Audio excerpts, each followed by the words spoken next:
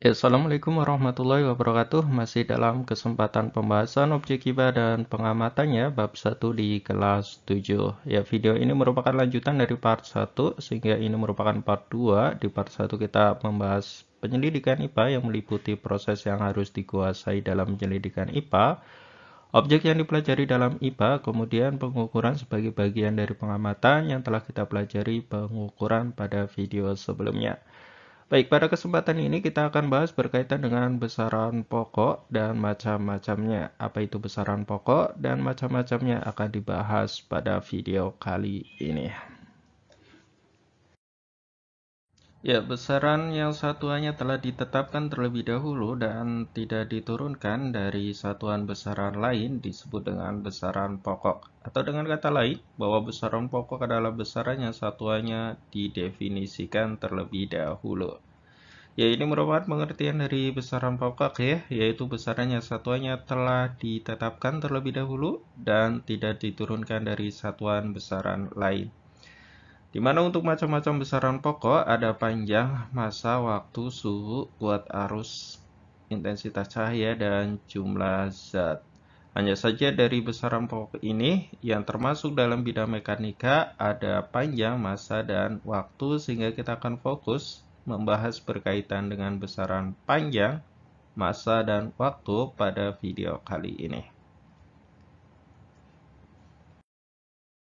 Baik, untuk besaran panjang. Panjang menyatakan jarak antara dua titik. Misalnya ketika kita mengukur panjang suatu benda, maka kita akan mengukur titik pangkal hingga titik ujungnya. Untuk satuan dasar panjang, yaitu meter. Ini dalam sistem internasional. Satuan sistem internasional dari panjang adalah meter yang disimbolkan dengan M ya. Kemudian untuk 1 meter sendiri, yaitu sama dengan jarak yang ditempuh cahaya dalam ruang hampa selama 1/299.792.458 skor. Ya, ini merupakan standar baku untuk 1 meter. Jadi 1 meter itu didefinisikan sebagai jarak yang ditempuh cahaya dalam ruang hampa selama 1/hampir 300 juta skon ya.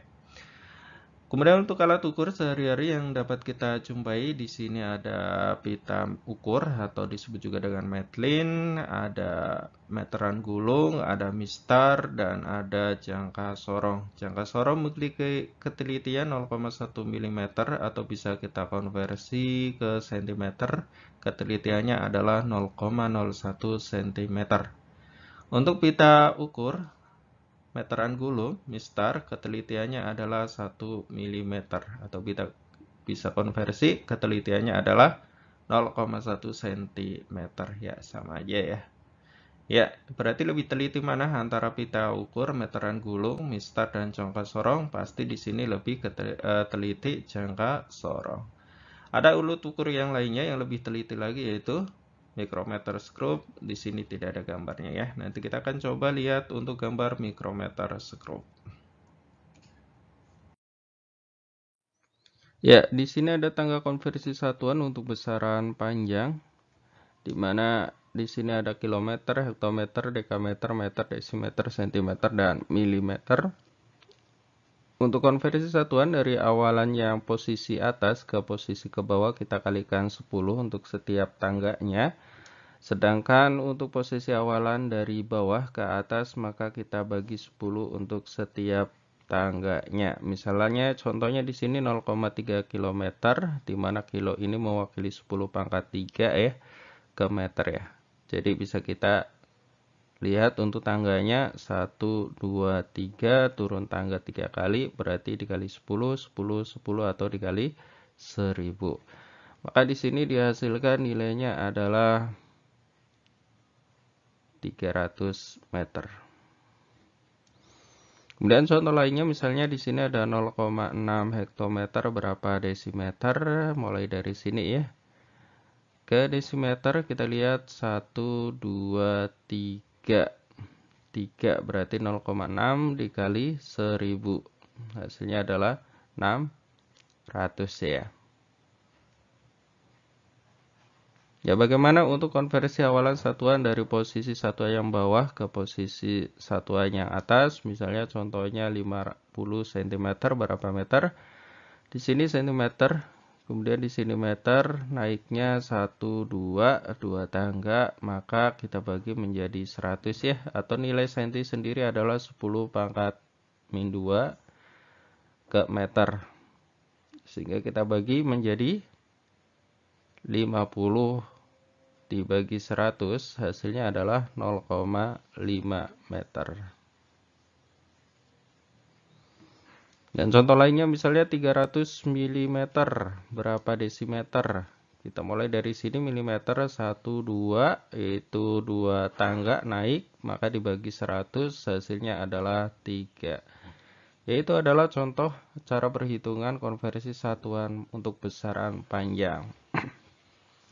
Pembacaan pengukuran tampak seperti gambar, ada 3 posisi ya, 1, 2, 3. Posisi mana yang paling benar? Posisi yang benar adalah posisi yang 2. Kenapa? Karena posisi yang pertama, maka hasil pembacaan dari skala akan lebih besar dari nilai aslinya.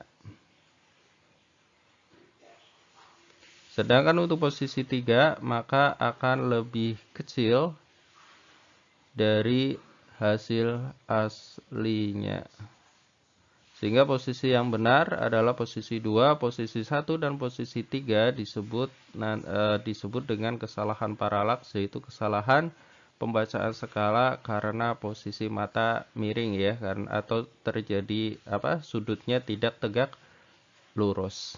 Ya, ini istilahnya kesalahan paralaks. Baik, kita akan coba untuk mengukur panjang dengan alat ukur mistar. Ini dicontohkan ada sebuah benda yang diukur dengan mistar di sini ya. Kita lihat untuk titik pangkalnya tepat di 0. Kemudian titik ujungnya tepat di 6,3.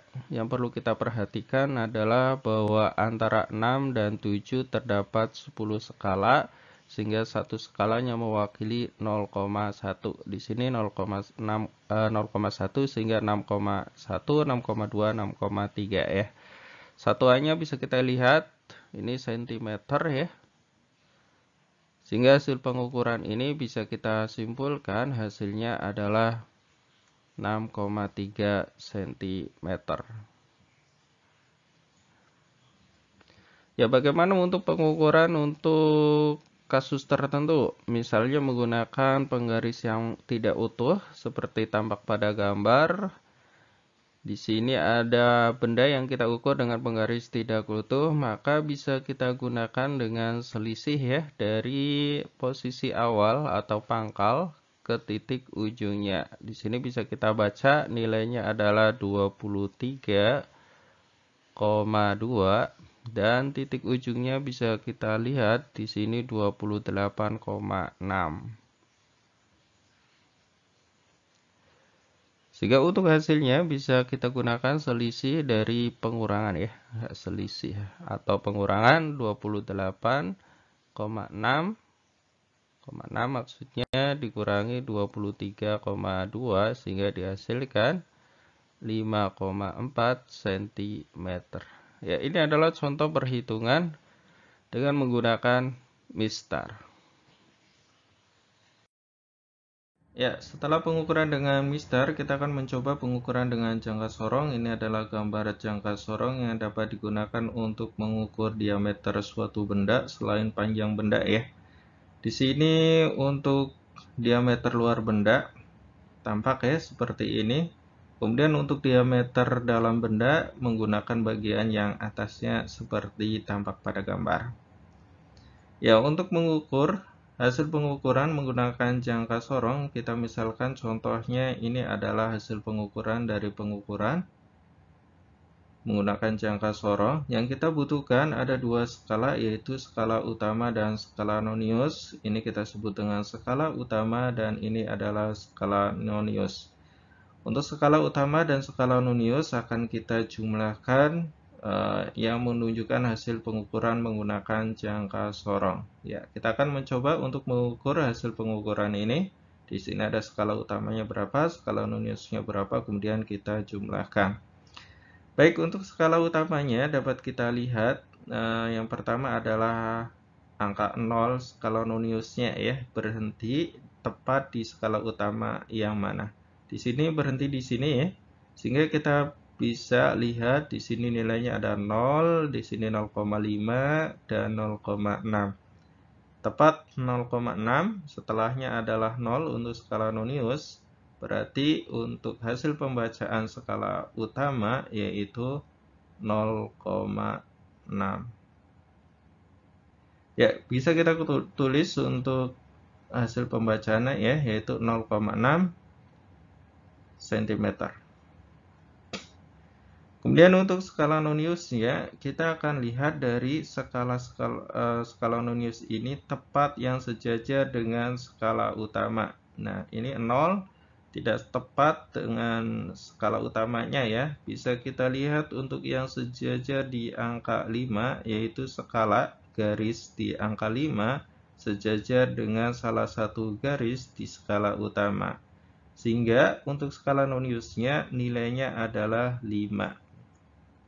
Di sini untuk skala noniusnya nilainya adalah 5 yang kita kalikan dengan ketelitian dari jangka sorong yaitu 0,01 cm atau 0,1 mm ya. Kita gunakan cm di sini sehingga hasilnya adalah 0,05 cm. Ya, ini untuk skala noniusnya. Kita pindahkan angkanya di sini ya. Kita tulis 0,05 cm. Ya, kita betulkan dulu ini ya. Kita jumlahkan untuk hasil pengukurannya di sini 0,65 cm. Ya, sehingga hasil pengukuran dengan menggunakan jangka sorong ini nilainya adalah 0,65 cm. Kita tekankan lagi skala utamanya. Dibaca sebelum angka 0 untuk skala nonius dan untuk skala noniusnya dibaca untuk skala yang sejajar di skala nonius ya, sejajar dengan skala utama.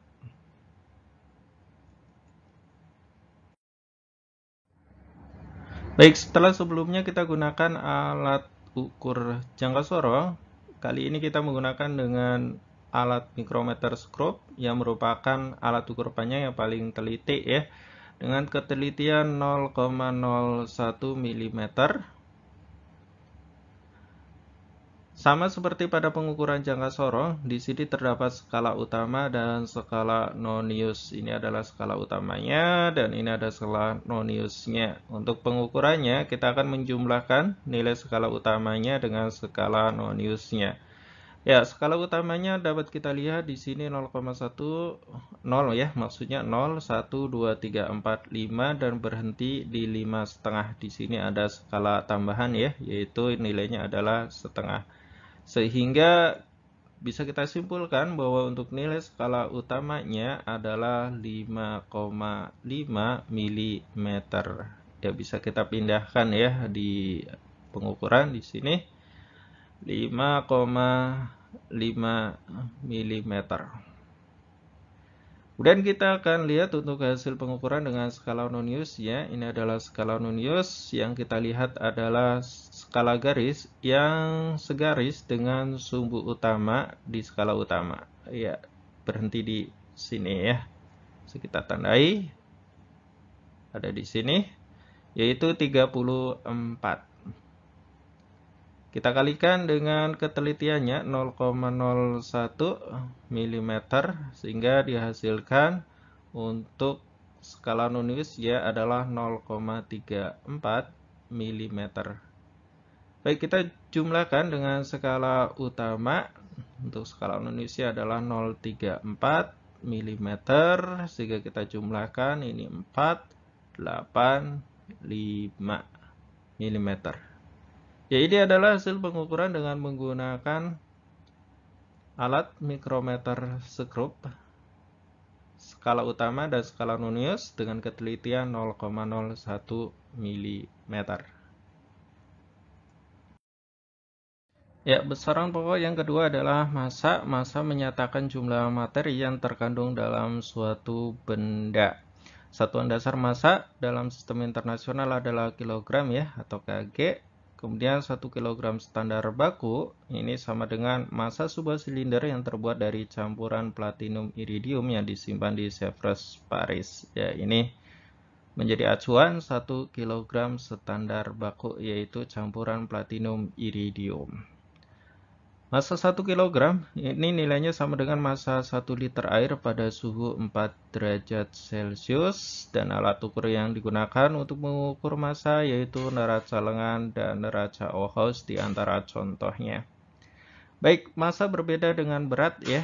Ini perbedaan massa dan beratnya ini ada pembedanya di antaranya adalah satuan untuk massa kilogram sedangkan berat newton. Kemudian pembeda lainnya terkait dengan nilai, massa itu nilainya tetap. Jadi massa suatu benda yang ada di bumi akan tetap jika benda tersebut dibawa ke bulan. Sedangkan untuk berat tergantung percepatan gravitasi. Atau dengan kata lain, massa tidak dipengaruhi kedudukan suatu benda di suatu tempat, sedangkan berat dipengaruhi kedudukannya terhadap suatu tempat. Untuk pembeda yang lainnya diantaranya adalah alat ukur. Untuk massa diantaranya neraca lengan, sedangkan berat neraca pegas.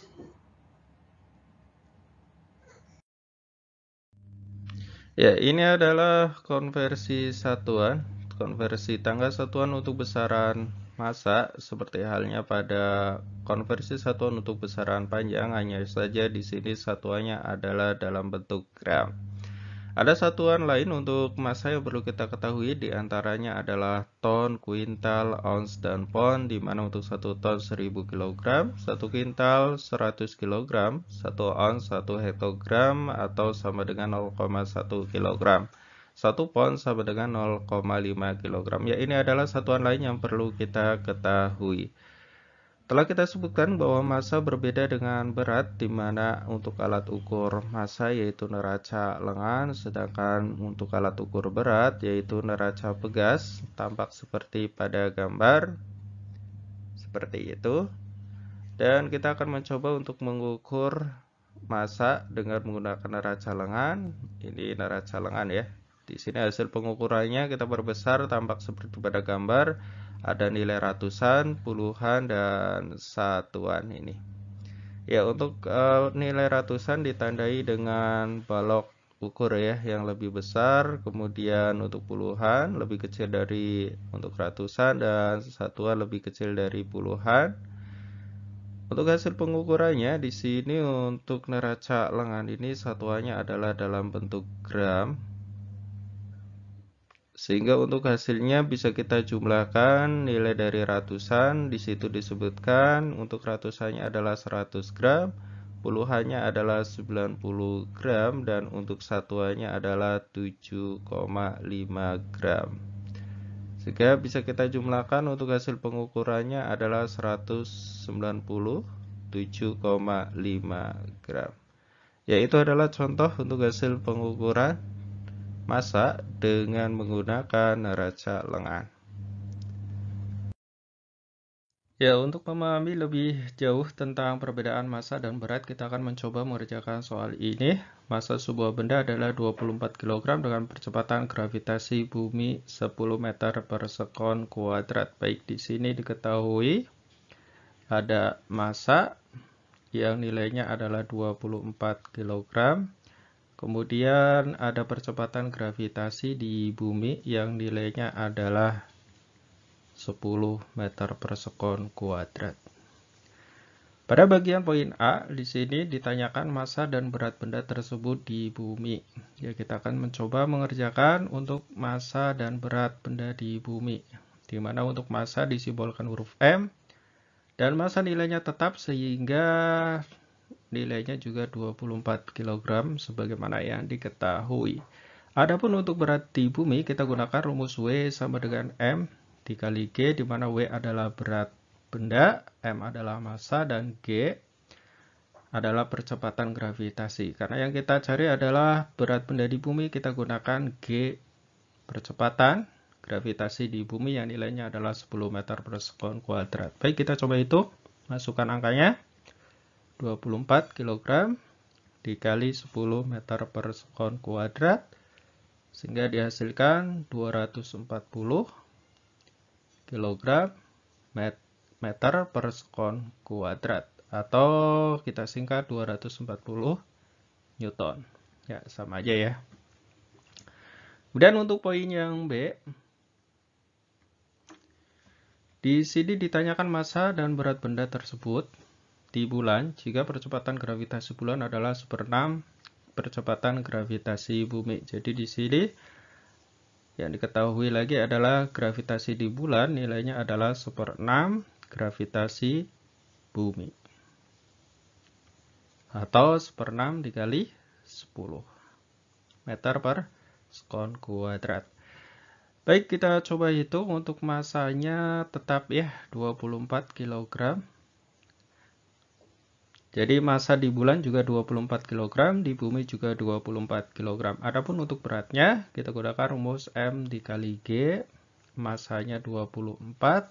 Kemudian percepatan gravitasi yang kita gunakan adalah percepatan gravitasi di bulan, nilainya adalah 1/6 dikali 10 meter per sekon kuadrat. Kita masukkan angkanya. Ya, kita akan coba hitung. 24 dengan 6 bisa kita coret ya. Ini 4 dikali 1 dikali 10. Hasilnya adalah 40 Newton. Ya, bisa kita lihat bahwa nilai untuk beratnya berbeda pada ketika ditimbang di bumi.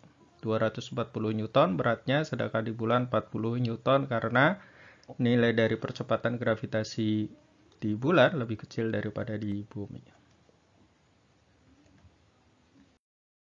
Saran pokok yang ketiga setelah panjang masa yaitu waktu, di mana waktu menyatakan selang antara dua kejadian atau dua peristiwa. Untuk satuan dasar waktu dalam satuan sistem internasional adalah sekon atau disimbolkan dengan huruf S, di mana untuk satu sekon standar baku yaitu waktu yang dibutuhkan atom cesium untuk bergetar 9 miliar ya 192.631.770 kali. Ya, ini menjadi satu sekon standar baku. Alat ukur yang digunakan diantaranya ada jam tangan, stopwatch, dan jam dinding dan lain-lainnya. Di sini ada arloji, kemudian di sini ada stopwatch, di mana untuk angka-angka yang besar di sini menunjukkan detik dan lingkaran, di sini angka yang kecil menunjukkan menit. Ya, ini adalah alat ukur untuk waktu. Ya, ini adalah alat ukur waktu stopwatch. Kita akan mencoba menyimpulkan hasil pengukuran dari stopwatch ini, di mana untuk lingkaran kecil ini menunjukkan waktu dalam satuan menit. Kemudian untuk lingkaran yang besar ini ditunjukkan oleh jarum yang menunjukkan satuan dalam bentuk detik. Sehingga hasil pengukuran ini dapat kita simpulkan menunjukkan 21 menit 24 detik. Atau dapat kita konversi 21 dikali 60 plus 24 sehingga dihasilkan dalam satuan detik. Sehingga hasilnya adalah ini 0, 6, ini 12 plus 24 detik. Maka dihasilkan 1284 detik. Ya, ini adalah hasil pengukuran dengan menggunakan stopwatch. Baik, kita telah bahas besaran pokok yang termasuk dalam bidang mekanika, yaitu panjang, massa, dan waktu, di mana panjang satuannya meter, kemudian massa satuannya adalah kilogram, dan waktu satuannya adalah sekon. Berdasarkan Konferensi Umum mengenai Berat dan Ukuran ke-14 tahun 1971, Sistem Internasional untuk Besaran Pokok mengacu pada 7 besaran. Ya, selain 3 ini, yaitu ada suhu, kuat arus, intensitas cahaya, dan jumlah zat. Di mana untuk suhu, satuannya adalah Kelvin, simbolnya huruf K besar, kemudian ada kuat arus, satuannya adalah ampere, disimbolkan dengan huruf A besar, intensitas cahaya kandela. Dan jumlah zat mol. Di tingkat SMP ini kita akan pelajari lebih lanjut tentang suhu dan kuat arus.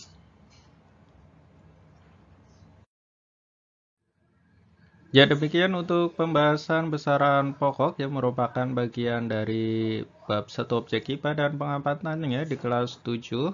Ini merupakan part 2, nantikan untuk part 3 yaitu besaran turunan. Semoga bermanfaat. Terima kasih telah menyimak. Like jika kamu menyukai video ini. Jika ada saran, kritik, dan kekeliruan bisa tulis di kolom komentar. Jangan lupa share dan klik subscribe.